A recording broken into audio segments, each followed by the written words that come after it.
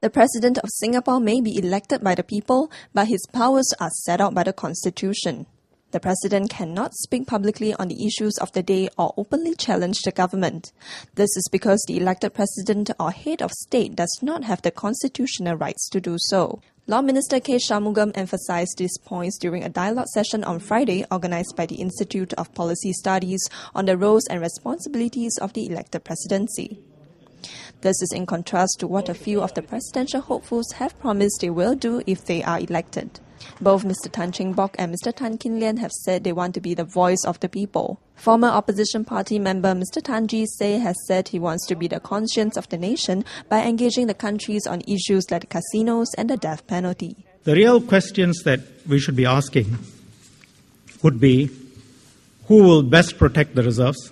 Who has the knowledge, the skill, the acumen? Who will best command the confidence and respect of the Prime Minister, the Cabinet, to be able to influence them? Who has a gravitas and stature to be the symbol of the country? What I would call, quote unquote, the wrong questions would be, who is going to speak up publicly? Who is going to contradict the government? Who is going to engage publicly on political issues? Wrong questions, because the President can't do any of these things. Mr. Shanmugam pointed out that the President can only act and speak as advised by the Cabinet. He can bring up issues of the day with the Prime Minister behind closed doors, but the Prime Minister is not obliged to take the President's advice. By further clarifying the roles of the elected President, Law Minister K Shanmugam urges the 5 presidential hopefuls to stay focused on the constitutional boundaries of the elected President.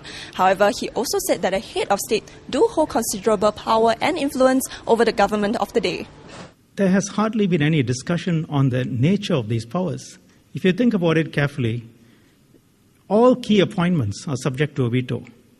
Spending of the government, drawing on reserves, is subject to a veto. These are very extensive powers. It's an actual serious check on the government. But so far, the discussion has not focused on the real powers that the President has.